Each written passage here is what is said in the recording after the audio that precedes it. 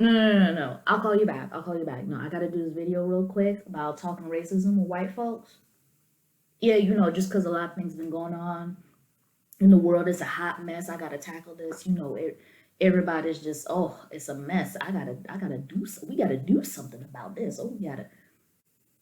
Oh, hi there. How you doing? I didn't see you there. Okay, let's get started.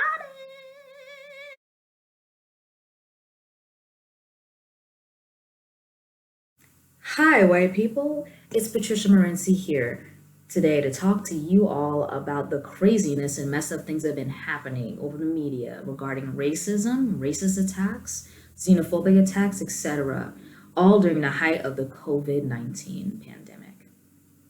So, if you're watching this, I'm assuming that you're a person that wants to learn more about what's happening, staying informed in the media, finding out why these things are happening, and then also maybe trying to figure out some tips on how to be a supportive ally to people of color that are experiencing these terrible things.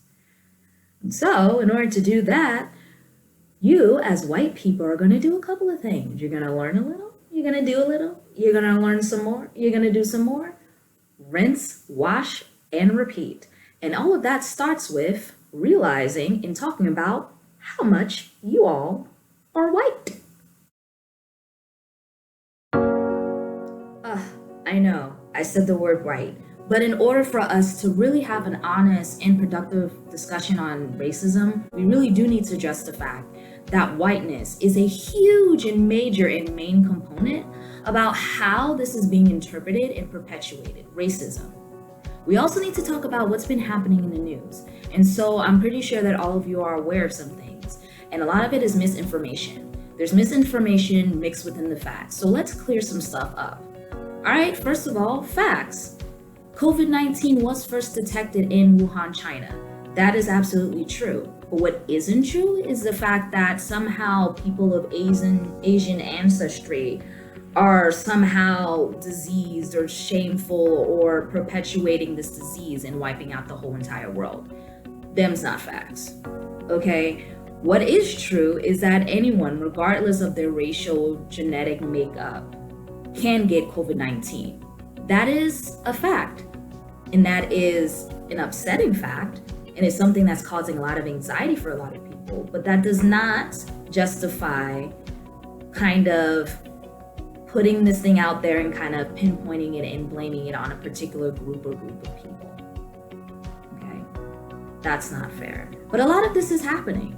And a lot of this is stemming from the anxiety and uncertainty. And I just want to clear up some things. Yes, anxiety and uncertainty is very common and it's very normal during these times. You don't know what's happening. So for some people, they feel like, whether consciously or unconsciously, kind of finding some sort of scapegoat for this can help relieve their anxiety. But what they're doing is they're doing more harm than good, whether they realize it or not, because that's what's happening in the news. I feel like a lot of you are aware of that a lot of people, especially people of Asian ancestry, are being physically attacked because of these racist thoughts that are perpetuating amongst social media, in the media, and such. And so that is a terrible thing that's happening, but it is happening. It's happening so much that there is this hashtag that's been popping up in the media. It's specifically from Asian people in France. The hashtag is called Je ne suis pas un virus, which means I am not a virus. So now people are posting about it in social media. And it's a really shameful thing. Now you see this up against, an attempt to kind of address the fear and anxiety by saying common reactions to this whole COVID epidemic is anxiety and uncertainty, yes, but then they also lump in xenophobia as a common and justified reaction, which is not true. Xenophobia, for those of you who are unaware, is basically specific racism towards immigrant groups. So that is completely different from anxiety and fear. You can feel anxious and fear and not perpetuate that hatred among groups. And so whether people are realizing this or not, whether it was intentional or not, putting those two things together does more harm than good. So in order for us to be really, really productive and supportive of people that are going through these things, we really need to understand how racism, how privilege shows up in people's everyday lives, and specifically white people's everyday lives, and try to learn the things that you should and should not do to help ease people through this situation. So that's what we're going to do. We're going to talk a little bit about white privilege, white fragility, and then we're going to talk about, how to figure out and how to have certain strategies to help you be as supportive as possible to people of color that are going through these things. Also, I want to mention another side effect of the media. A lot of it has started with Asian American people, Asian people throughout the world. But also it does trickle down to other types of groups as well. It has been specifically also hitting the Black and African American communities. And what I mean by that is there has been research that has been coming out that people from African and African American backgrounds are more likely going to be susceptible to COVID-19. But once again, just because that is happening doesn't mean that we are blaming these groups of people. That is not their fault.